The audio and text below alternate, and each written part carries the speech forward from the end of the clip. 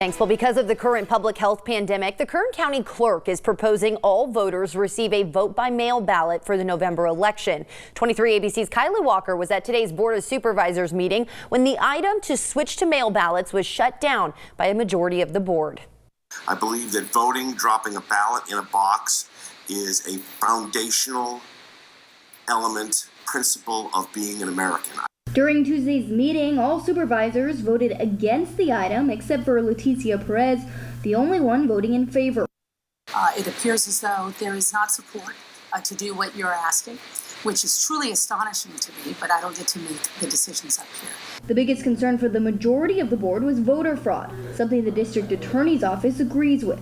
We have received numerous complaints of voter fraud.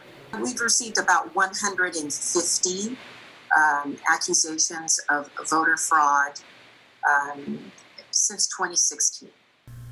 The county clerk, Mary Woodar, disagrees, saying that Kern County already has 70% of its voters casting ballots by mail and it has yet to become an issue, adding that there is more control in some ways when it comes to vote by mail.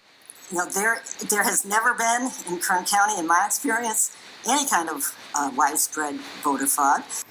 Since we compare the signature on the return envelope with the signature on file and confirm that they match before counting the ballot, vote by mail is an extremely secure method of voting.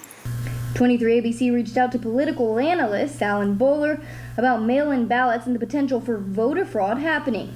It's like a rounding error. It is very small. The United States doesn't have a perfect electoral system, but it's pretty darn good. Bowler says he's been studying to see if there has been an uptick in voter fraud in states that use mail-in ballots as an alternative to in-person voting during this health pandemic. So I've seen no evidence of increased voter fraud, and I've seen no increased partisan impact, which I think is another concern that people have. But no matter where you stand, the district attorney's office says if one partakes in voter fraud, you will be punished. There can be a variety of charges. One of the charges is perjury, and it's a felony. You could go to state prison for that.